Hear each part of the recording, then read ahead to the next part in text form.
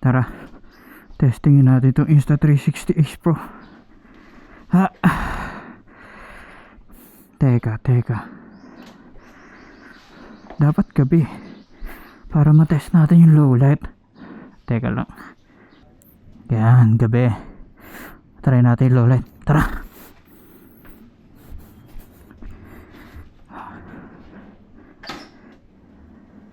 Yun. Try natin tong bago nating action cam, yung binibida ni Insta360 low light performance. Start natin yung motor. Samahan natin mga tropa. Balik tayo ng Cafe Moto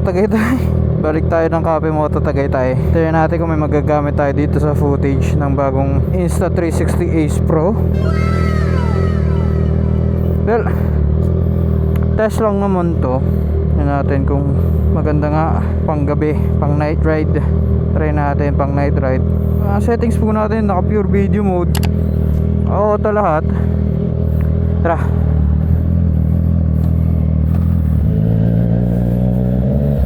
Nakikita ba kayo dyan mga boss idol? Tara, may nakikita kaya. Test na din to nung mic natin with the Insta360 Ace Pro.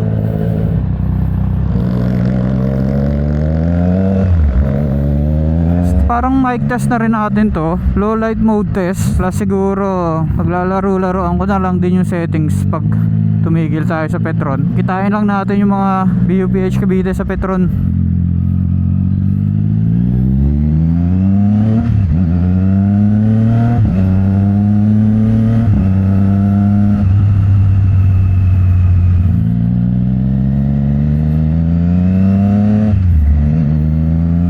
SLEX northbound muna tayo, tapos saka tayo pumunta ng Tagaytay.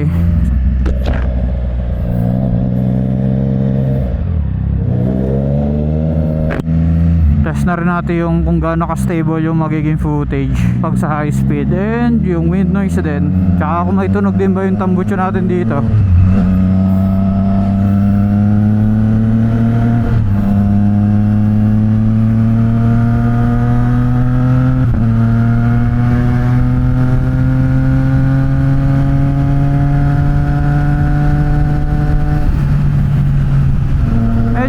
Mas mabigat siya sa GoPro.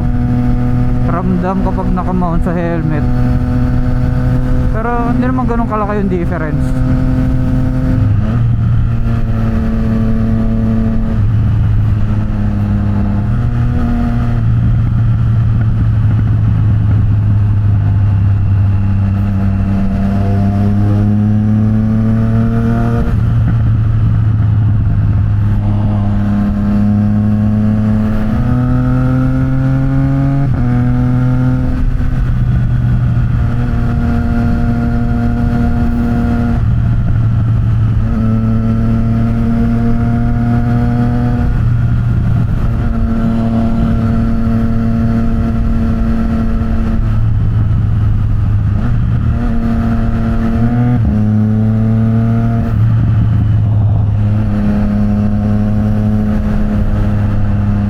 Boss idol, naririnig nyo ba ako?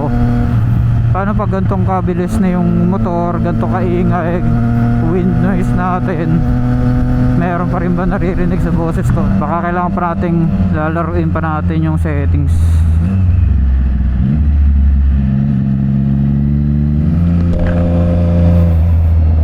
Natin din yung viewing angle din siguro, kung kailangan pa ba ng adjustment.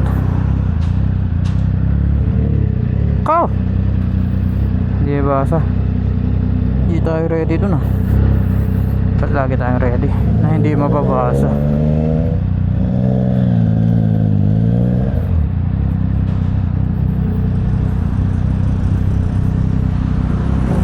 Pass through? Okay.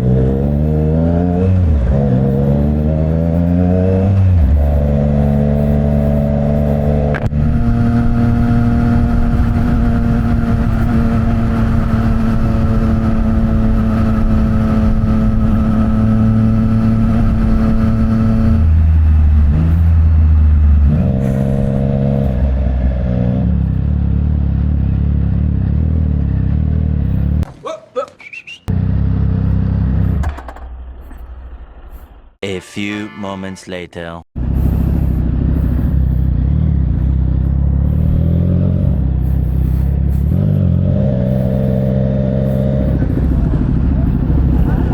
Ito na, kasama natin yung mga tropa. Let's go. Quick Tagaytay run lang. Kaya mga motor natin, oh. Isang Z900 RS, CBR 650R, GX4RR, Dominar, itong Ducati na 1199 Panigale, XADB.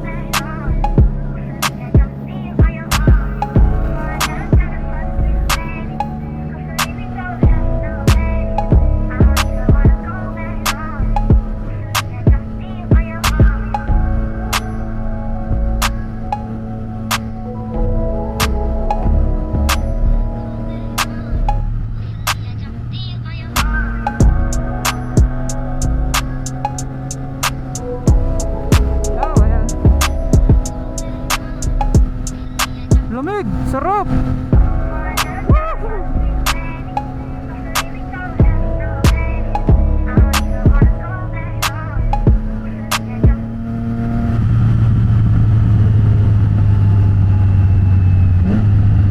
Maambon ba?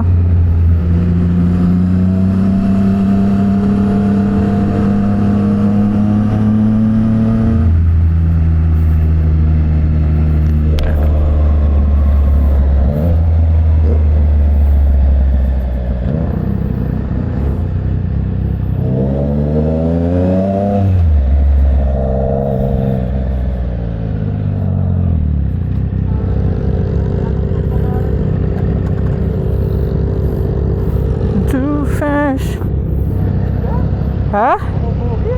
Ano na? Joke lang yun, syempre. Joke lang yun, syempre. Ang ina pag hindi mo alam exit, gusto mo magpatuloy. Kala ko silang. Kala ko din silang eh, tapos dumiretso sila dito eh. Hindi lang ang Aguinaldo. Ha? Silang to, pero Aguinaldo ay. Medyo parang may umambon na part eh. 4RR. Ganda na ito. Pangmalakasan to, idol ah. Pangmalakasan yan ah. Kumakapag niya, Martin. Lupa. Tara.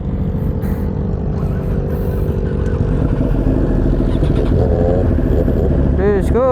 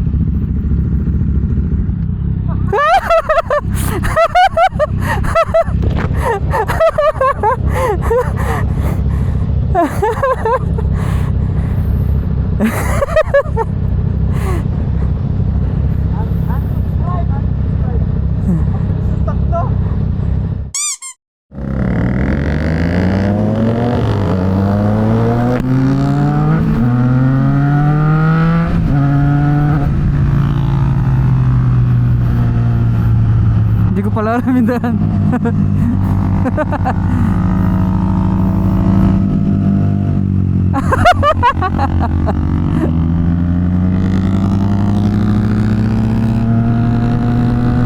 A few inches later.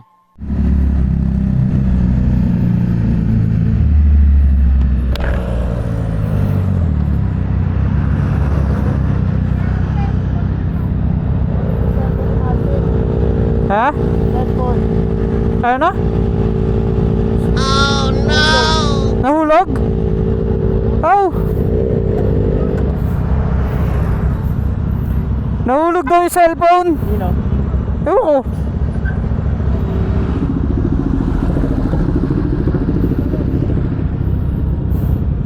MRT?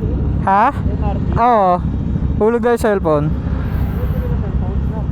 Binalikan. Ewan ko kung saan niya pa makukuha yun.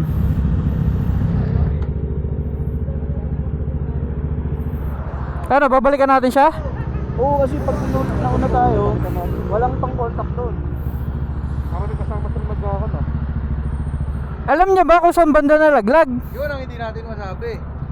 Oh, grabe yung Ducati, no? Kaya grabe yung Ducati. Kaya talaga. Kaya yung kasabay ito nagmumotor eh. Kaya nakakatakot eh. Oh no! Oh no! Oh no! Grabe yung boss. A few moments later.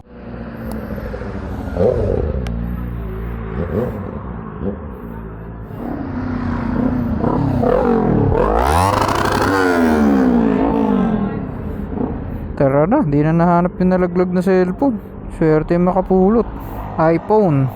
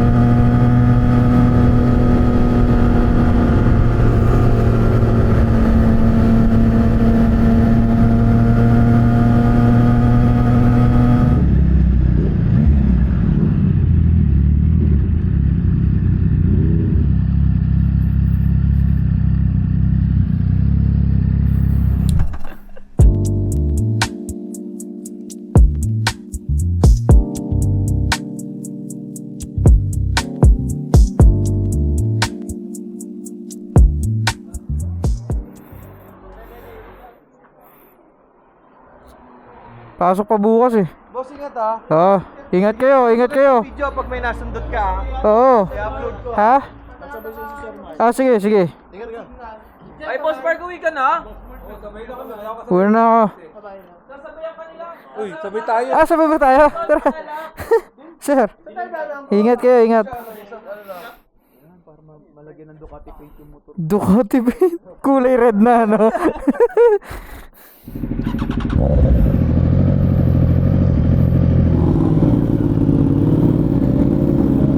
Let's go, uwi na tayo. Na-retrieve na yung cellphone. May kasabay tayo pa uwi. Si Boss Mark. Okay yung settings natin sa audio and sa low light, yung video. Pero try ko pa tong laro-laruin para mas maganda yung quality ng video natin or ng audio. Ayos. Na-test agad sa gabi.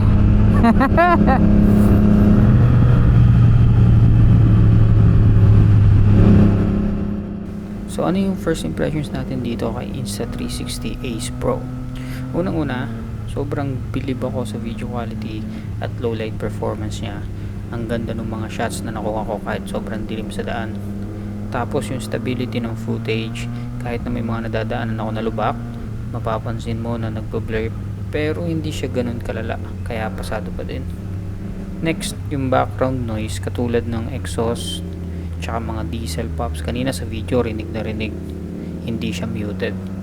Sobrang okay na rinig siya kasi kailangan natin yan parang pampadagdag ng layer sa mga video natin. Pagdating naman sa wind noise, medyo naririnig mo na siya pag umaabot na tayo ng 100 km/h. Sa GoPro natin na naka medium mode, sobrang minimal lang ng wind noise pero ito maririnig mo talaga. Tignan natin kung maayos natin siya sa settings, pero we'll see. Panghuli kong napansin yung bigat ng camera kapag nakamount na sa helmet natin. Ramdam ko kapag medyo matagal na yung biyahe.